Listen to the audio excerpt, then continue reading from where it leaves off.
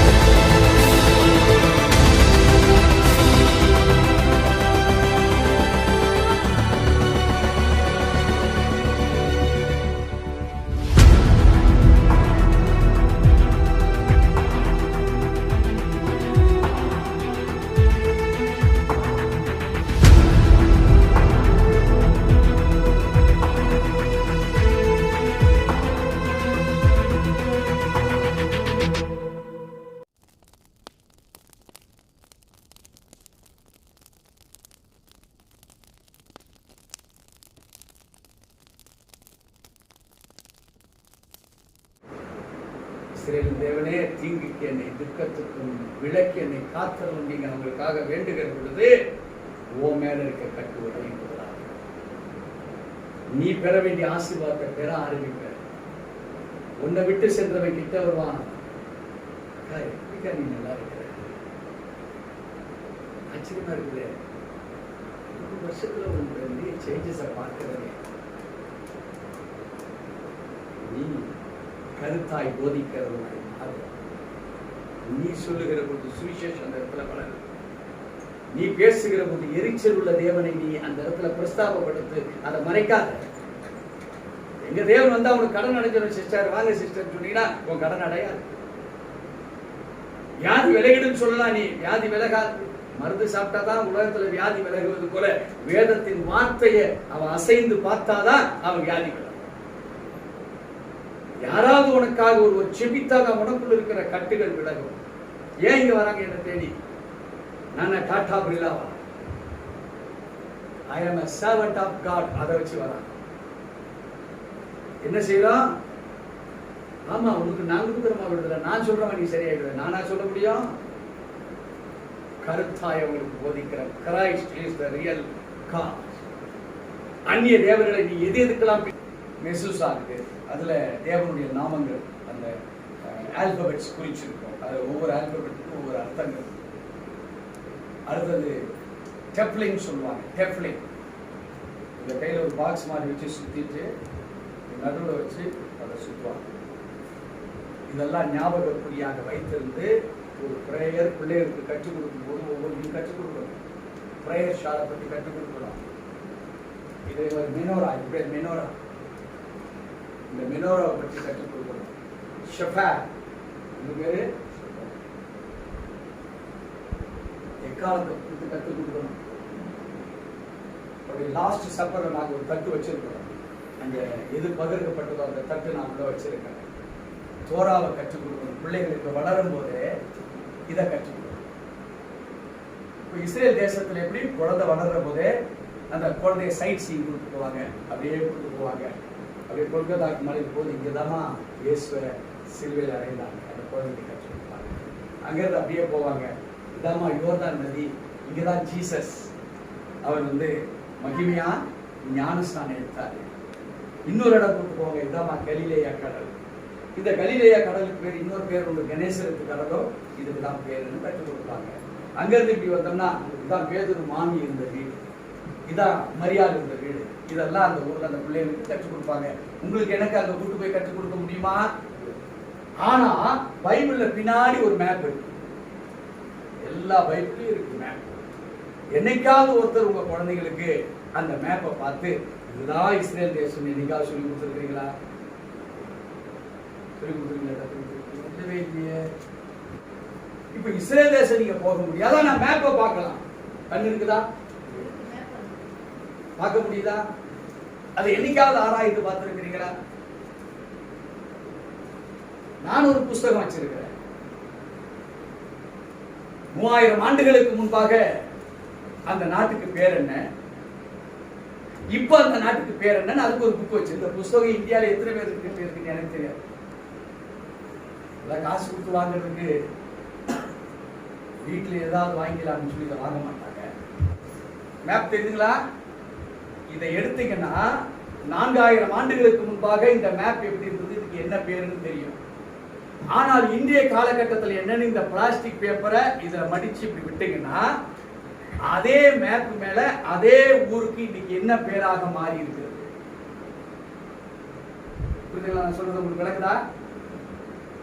இது வெறுமையா இருக்கிற பொழுது இது சாதாரண ஒரு மேப் மாதிரி தான் தெரியும். ஆனா இதை எடுத்தீங்கன்னா இது பண்டைய காலத்தில் இருந்த அன்றைய காலகட்டத்தின் மேப். ஆனால் இந்திய காலகட்டத்திலே இந்த மேப்பை இப்படி உள்ள வச்சுட்டு இந்த பிளாஸ்டிக்கை உள்ள செட் பண்ணீங்கன்னா அதே மேப் மேல இன்னைக்கு என்ன பெயரா இது விளங்கி கொண்டிருக்கு. ஏன் இதை சொல்றேன் உங்களுக்கு, இந்த நாலேஜ் உங்களுக்கு இருந்தாலும் உங்க பிள்ளைக்கு நீங்க கத்துக்கணும். புரியுதுங்களா? அதைத்தான் ஆண்டவர் இங்க சொல்றாரு மோசே மூலமா தன்னுடைய ஜனங்களுக்கு, நீ அவைகளை உன் பிள்ளைகளுக்கு கருத்தாய் போதிக்க வேண்டும். 8வது வசனம் சொல்லுது, அவைகளை உன் கையின் மேல் அடையாளமாக கட்டிக் கொள்வாய். அப்படி என்றால் எதை கேட்டாலும் சொல்லுகிற ஒரு அனுபவம், சத்தியத்தை எடுத்து உரைக்கிற அனுபவம், ஒரு ஹிஸ்டரி, அதனுடைய சரித்திரமா இருந்தாலும் ஜியாகிரபி, அதனுடைய புவியியலா இருந்தாலும் சொல்லக்கூடிய அனுபவம் உங்களுக்கு இருந்தால்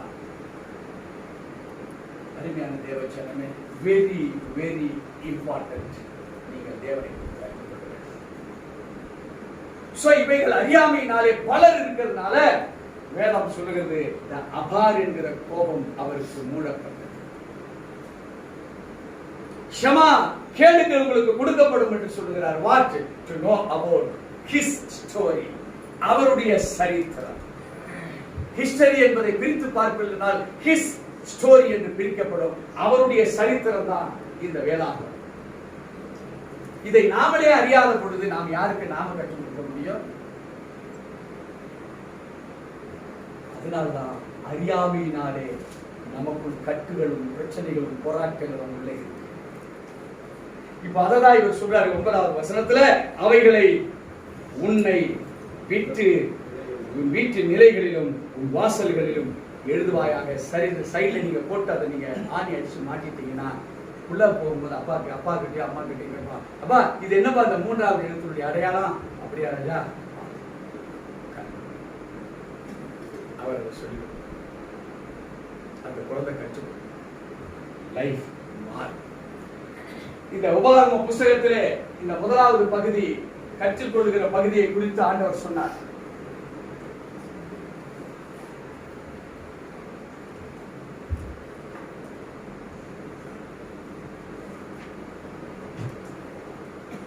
உபாகமம் 6ஆம் அதிகாரம் 1-9 அதனுடைய சாராம்சம் நமக்கு என்ன கற்றுக் கொடுத்திருந்தால், கடைபிடிக்க கற்றுக்கொள்ளுதல்.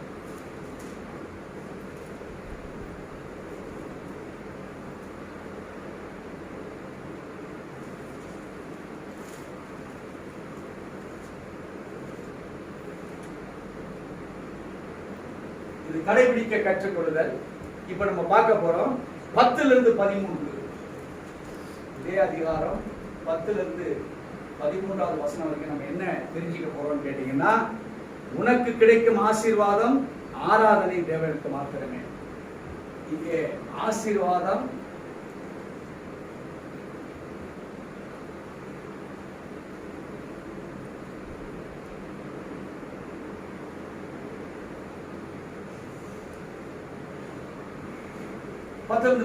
வாசிக்கலாம். உன் தேவனாகிய கர்த்தர் உனக்கு கொடுப்பேன் என்று ஆபிரகாம், ஈசாக்கு, யாக்கோப்பு என்பவர்களாகிய உன் பிதாக்களுக்கு ஆணையிட்டு கொடுத்த தேசத்தில் உன்னை பிரவேசிக்க பண்ணும் போது நீ கட்டாத வசதியான பெரிய பட்டணங்களையும் நீ நிரப்பாத சகல நல்ல வஸ்துக்களாலும் நிரம்பிய வீடுகளையும் நீ வெட்டாமல் வெட்டப்பட்டிருக்கிற துறவுகளையும் நீ நடாத திராட்சை தோட்டங்களையும் ஒலிவ தோப்புகளையும் அவர் உனக்கு கொடுப்பதினால் நீ சாப்பிட்டு திருப்தியாகும் போது. ஆண்டவர் என்ன சொல்றாரு? உன்னை அழைச்சவர் உண்மை உள்ளவர். அழைத்த உன்னை எப்படி ஆபிரகாமை அழைத்து, அவன் எந்த தேசத்துல தான் அவன் இருந்த ஊர் பேர் என்ன?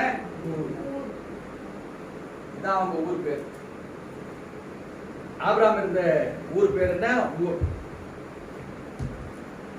இங்க இருந்து அவன் எங்க போட்டாருன்னா கானானுக்கு போட்டார்.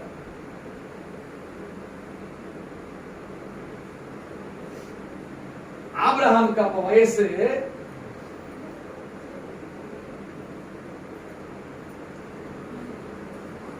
ஆபிரகாமுக்கு எவ்வளவு வயசு? 75. ஆபிரகாமுடைய 75வது வயசுல கர்த்தர் அவனை கூப்பிடுறார், தம்பி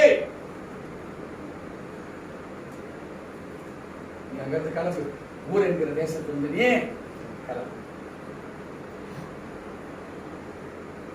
அங்க பனங்கொட்டையெல்லாம் இருக்கு இல்லைங்களா, அந்த கொட்டையை எடுத்து சீவி பொம்மைகள் செய்து ஒரு விக்கிரகங்கள் செய்யக்கூடிய ஒரு தொழிலை ஈடுபட்டிருக்கிறான். அவனை கூப்பிடுறார், ஆபிரகாமே வா. ஆபிரகாம் தேவனுடைய வார்த்தைகளுக்கு கீழ்ப்படித்தாரா? எதுவும் கேட்கல. சார் நீ யார் சார் கூப்பிடுறது? என்ன ஒரு கேள்வி கேட்கல. என்ன சார் தருவீங்க? வரேன் நானு. கூப்பிட்டாரு.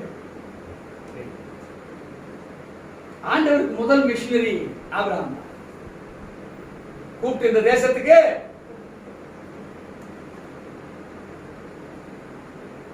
நீங்களாம் ஆபிரகாம் கணக்குல பார்த்தா இத்தனாவது கோடி மிஷனரியோ தெரியல. நம்ம ஆபிரகாம் அடிச்ச மாதிரி தானே உங்களையும் நீ அடிச்சிருப்பாரு இருக்கலாமா? இல்லைனாக்கா ஆமான மாதிரி அடிச்சிருப்பாரு. நம்மள ஆமானே யாரு ஏங்க ஆபிரகாம் ஆமான எஸ்தர் புத்தகத்துல வராரு. ஆமான்னு தெரியாத வரைக்கும் தெரியாது. கமானுங்கிறது தான் ஆமான்னு சொல்றாரு போல பாஸ்டர். ஆமான் டோட்டலி டிஃபரண்ட். அப்ப ஆபிரகாமை அழைத்த பொழுது ஒரு வாக்குத்தத்தத்தை கொடுக்கிறார். 12:1-2 உன்னை ஆசீர்வதிக்க ஆசீர்வதித்து உன் பெயரை பெருமைப்படுத்துவேன், நீ ஆசீர்வாதமாக இருப்பார். கூப்பிடுறது யாருன்னே தெரியாது. சத்தம் கேட்குது. ஆபிரகாமோட மொத்தத்துல வராங்க. SALT சால்ட் வருது மொத்தமா. சாராளு, ஆபிரகாம், லோத்து, தேராகு, இந்த 4 பேர் வராங்க. சால்ட் வருது மொத்தமா. அருமையான தேவ ஜனமே, இங்க கடைசியில தேராகு மரித்து போகிறார் வர வழியில. ஆபிரகாம் சாராலும் கணவன் மனைவி சாரால் ஆபிரகாம் வராங்க, கூட லோத்து வரா. ஆபிரகாமுடைய கீழ்ப்படிதலும் விசுவாசத்திலையும் தேவன் பார்த்தாரு. ஆபிரகாமுக்கு 100வது வயசுல ஒரு குழந்தையை கொடுத்தாரு. அவன் மூலமாய் சந்ததிகள் பிரிக்கப்பட்டது.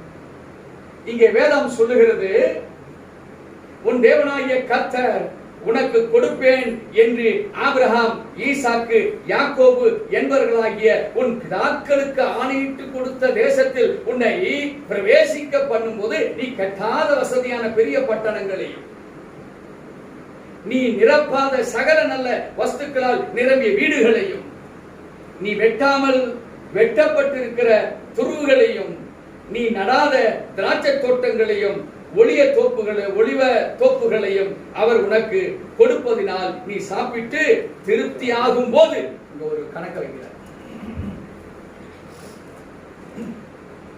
இந்த 3 பேர் எப்படி இருந்தாங்கன்னு நீ தெரிஞ்சு இருந்தா உனக்கு திருப்தியான சாப்பாடு கிடைக்கும். இந்த திருப்தியான சாப்பாடு சாப்பிடும் போது நீ ஒண்ணு செய்யணும். புரியுதுங்களா? வேதம் கற்றுக் கொடுத்துருச்சு நமக்கு. நீ உன் தேவனாகிய கர்த்தர் உனக்கு கொடுப்பேன் என்று ஆபிரகாம், ஈசாக்கு, யாக்கோபு என்பவர்களாகிய உன் பிதாக்களுக்கு ஆணையிட்டு கொடுத்த. அப்ப ஆண்டவர் எப்படி இவங்க 3 பேருக்கு கொடுத்தாங்கன்னு நீங்க தெரியல. நீங்க வழி போகிற கிறிஸ்தவம் அது ஒரிஜினலா இருக்க. எத்தனை பேருக்கு ஆபிரகாம் 75 வயசுல தான் ஊர் என்கிற தேசத்தை விட்டு கடந்து வந்தான்னு நமக்கு தெரியும்.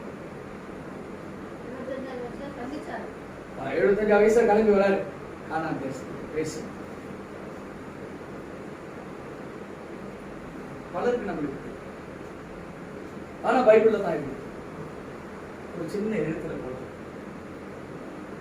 அப்படி ஒரு வரி, இப்படி ஒரு வரி, அவ்வளவுதான் போட்டு. அப்புறம் 75 வயசு.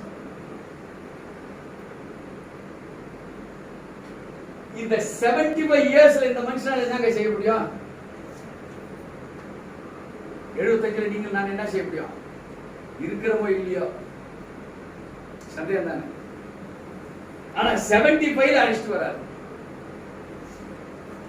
அந்த எக்ஸ்பீரியன்ஸை பத்தி சொல்ல. சாமி நாங்க நல்லா இருக்கோம். நாங்க இந்த ஊர் தேசத்துல எங்க மாமன் மச்சான் எங்க வேண்டப்பட்ட ஆளா இருக்க. நீங்க சொல்ற தேசத்துக்கு நான் வரல சொன்னாரா?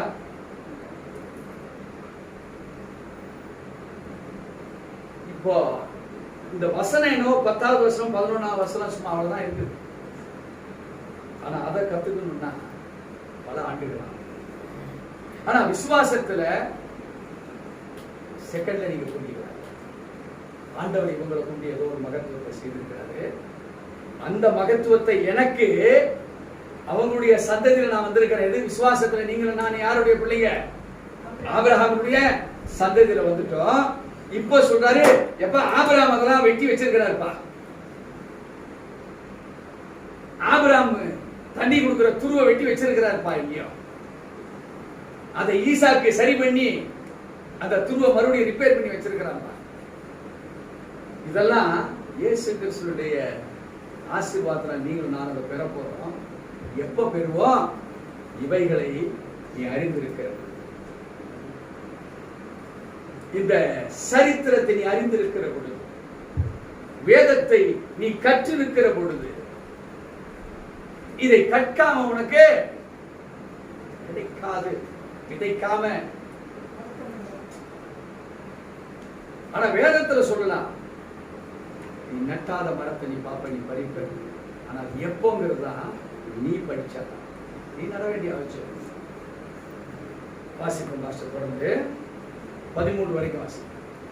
நீ அடிமைப்பட்டிருந்த வீடாகிய எகிப்து தேசத்திலிருந்து உன்னை புறப்பட பண்ணின கர்த்தரை மறவாதபடிக்கு எச்சரிக்கையாயிரு. இப்போ சொல்றாரு, ஆபிரகாமை நான் எப்படி ஆசீர்வதித்தேன் தெரியுமா? அவன் கீழ்ப்படித்தான். ஈசாக்கை நான் எப்படி ஆசீர்வதித்தேன்னு சொன்னா தெரியுமா உனக்கு? அவன் சொல் மாறாதவனாக இருந்தான். யாக்கோபை நான் எப்படி ஆசீர்வதித்தேன் தெரியுமா? என் சொல்படி அவன் உழைக்கிறவனாக இருந்தான். ஒன்னு விசுவாசம், கீழ்ப்படிதல். ஆபிரகாம், ஈசாக்கு தேவனுடைய சாயலை தரித்திருக்கிற பல ஒத்து போகிற தன்மை. கிரைஸ்டுக்கும் ஈசாக்குக்கும் ஏகப்பட்ட ஒத்து போகிற தன்மை. இயேசுடைய நிழலாட்டம் ஐசக்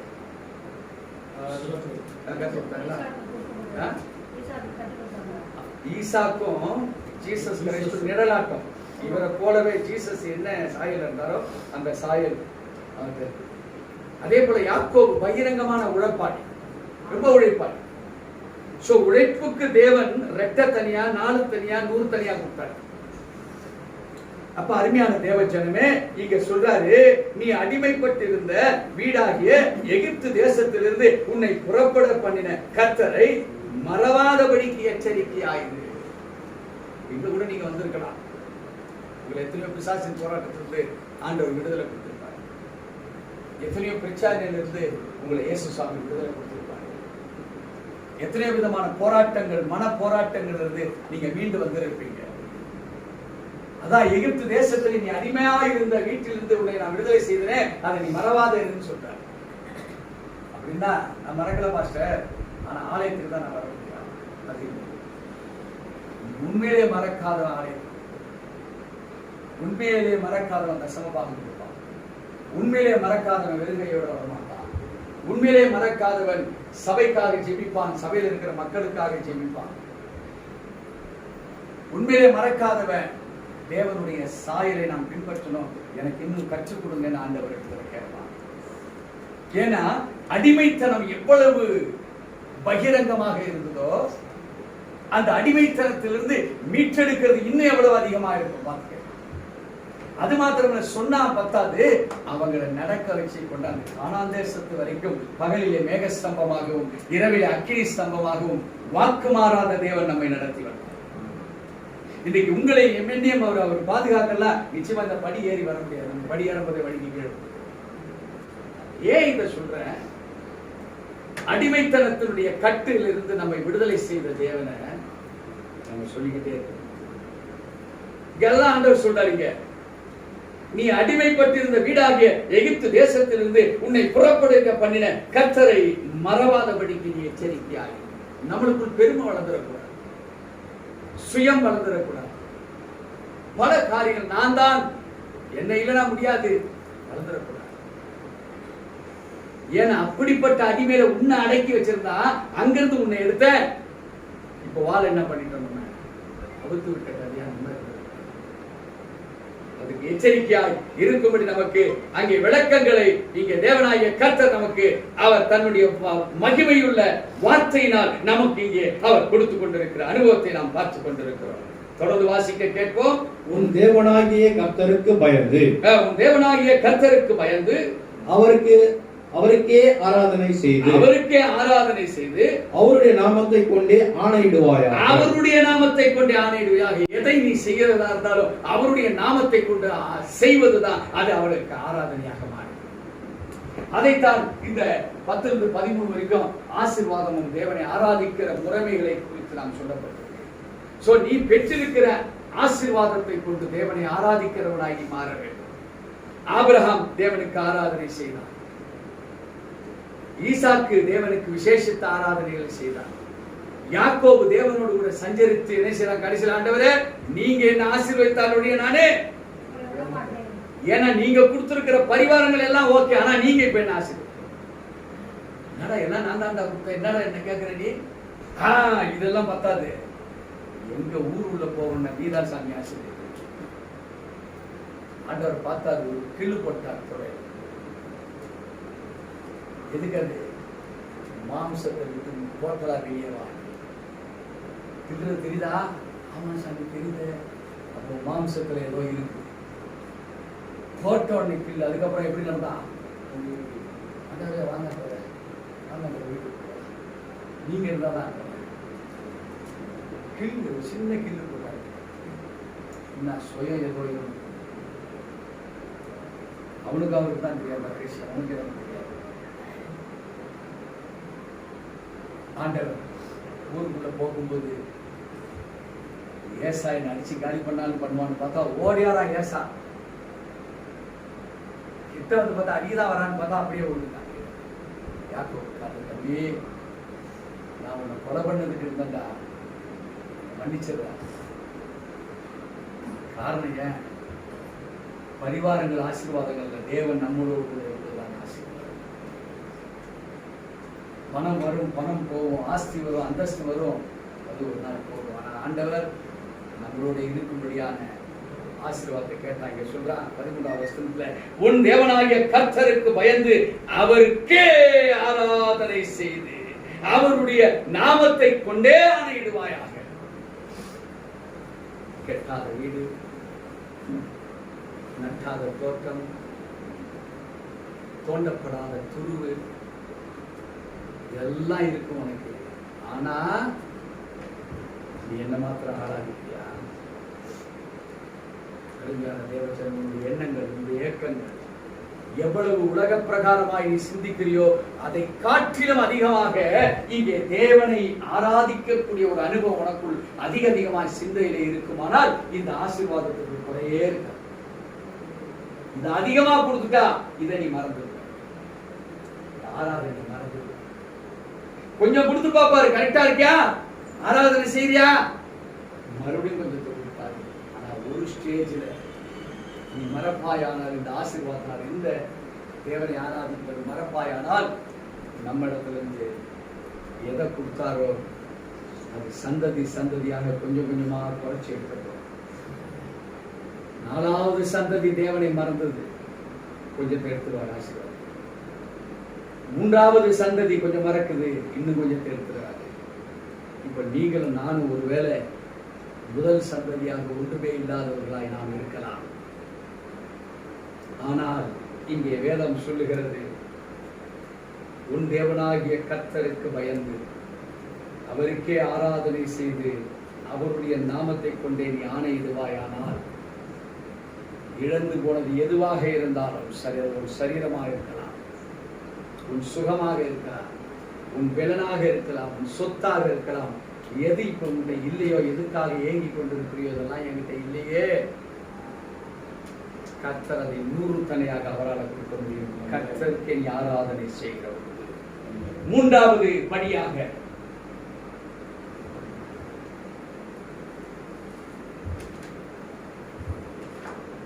16 14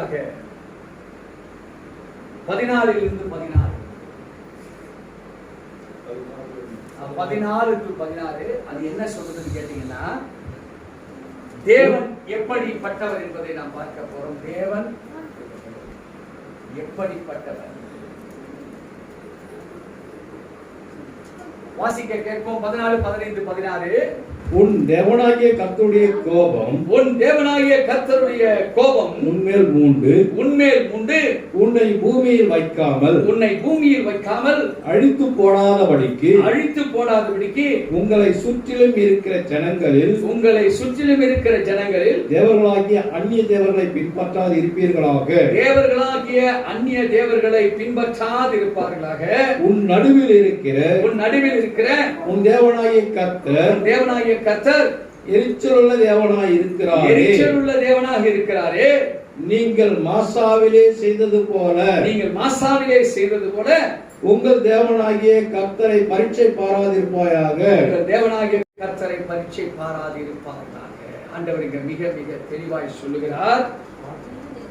உங்களை எப்படி விளக்கத்தை சொல்றாரு பாருங்க. உன் தேவனாகிய கர்த்தருடைய கோபம் உன்மேல் மூண்டு உன்னை பூமியில் வைக்காமலும் அழித்து போடாதபடிக்கு உன்னை சுற்றிலும் இருக்கிற ஜனங்களின் தேவர்களாகிய அந்நிய தேவர்களை பின்பற்றாதிருப்பீர்களாக. ஆண்டவர் சொல்றாரு, அந்நிய தேவர்கள் என்ன? உலகத்துல வாழுகிற பொழுது மற்றவங்க போடுற ட்ரெஸ், மற்றவங்களுடைய அல்தாப்பு சிஸ்டங்கள், மற்றவங்களுடைய சிந்தைகள், அவங்க எந்த தெய்வங்களை கும்பிட்டு அவங்க இவ்வளவு சொத்து சேர்த்தாங்க அப்படிலாம் நீ ஆராய்ச்சி பண்ண. நீ ஆராய்ச்சி பண்ண வேண்டிய புஸ்தகம் எங்க இருக்குது? உன் கையில. தேவ ஜனமே, உன்னை உன்னதத்தின் நிலையிலிருந்து உன்னை செம்மையான வழிக்கு தான் உன்னை அழைத்து போக கர்த்தர் உன்னை தேர்ந்தெடுத்தார். உன்னதத்தின் வழியை விட்டு கீழே இறங்கிறதுக்கு உன்னை தேர்ந்தெடுத்தார். ஆனா பல கிறிஸ்தவனுடைய வாழ்க்கை கம்பாரிசன் வாழ்க்கையில போயிட்டே இருக்கு. கிறிஸ்தவ வாழ்க்கை கம்பாரிசன் கிடையாது. டிஜிஎஸ் ஐயா மாதிரி நான் பாட முடியாது. இயேசு அழைக்கிறார், இயேசு அழைக்கிறார், ஆவலாய் உன்னை தம் கரங்கள் நீட்டியே இயேசு அழைக்கிறார். அது நான் பாட முடியாது. அது அவர் பாட.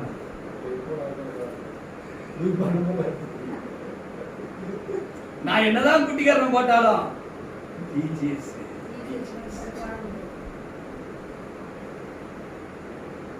வாழ்க்கையில உனக்கு என்ன கொடுத்தது? அவர் பாட்ட வேண்டாம் சொல்லு. அதே மாதிரி பாருங்க. எதை கண்டு கம்பாரிசன்ல உங்களை போக வேண்டாம். பலருடைய கண்கள் கம்பாரிசன்ல மாட்டிக்கொண்டு ஆளே காணாம செத்து போயிடுறாங்க. நிறைய பேர் செத்து போட்டாங்க கம்பாரிசன் காரணம். அவங்கள மாதிரி இருக்கலாம், இவங்கள மாதிரி இருக்கலாம், கேஸ் எல்லாமே நிறைய செத்து போச்சு.